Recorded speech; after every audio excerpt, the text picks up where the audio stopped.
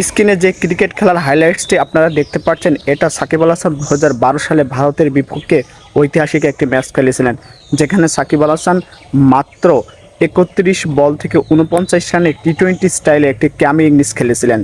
এই সাকিব আল হাসানকেই তো আমরা ভিলেন বানাচ্ছি, জাতীয় ভিলেন।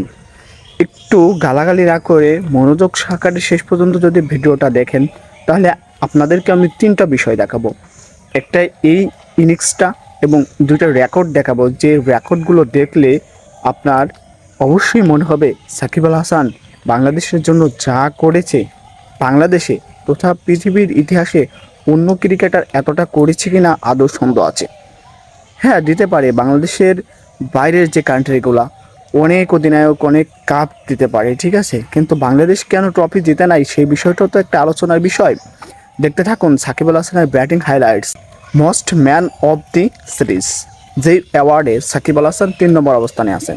সচিন টেন্ডুলকার, বিরাট কোহলি, তারপরে সাকিব আল হাসান। এই রেকর্ডে জ্যাক কেলি, সাইদ আফ্রিদারও সাকিব আল হাসানের থেকে পিছিয়ে।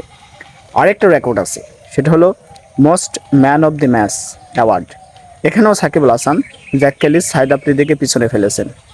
তো সাকিব বাংলাদেশকে যা দিয়েছে, বাংলাদেশ ঋণী, সাকিব কখনো ঋণী না। অবশ্যই দেশের জন্য করতে পারাটা গর্বের, এবং একটা ব্যক্তি যত পারফর্ম করুক আর যাই করুক না কেন, দেশ সবার ঊর্ধ্বে, দেশের কাছে সবাই ঋণী থাকে। অবশ্য সাকিব আল হাসানও এক্ষেত্রে ঋণী।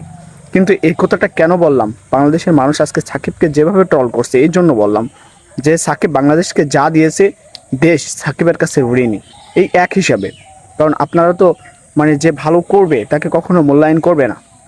তো এত যে 45টা ম্যাচ সাকিব আল হাসান একাই জিতালেন, তাহলে এই কৃতিত্বটা সাকিব আল হাসান কি এমনি এমনি অর্জন করেছেন? এই কৃতিত্বটা কি অন্য কেউ অর্জন করে দিয়েছে বাংলাদেশকে, নাকি সাকিব করেছে?